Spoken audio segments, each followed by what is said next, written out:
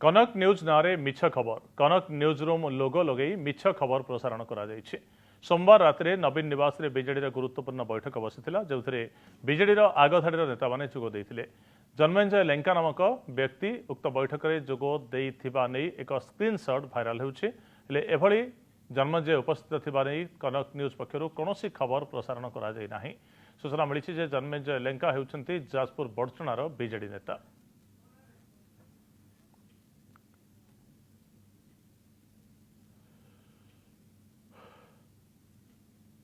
कनक news room लोगो दे किछि fake news जाउछि जो news कनक news परिवेषण करी नाही समान अविकल से प्रकार लोगो तैयारी करी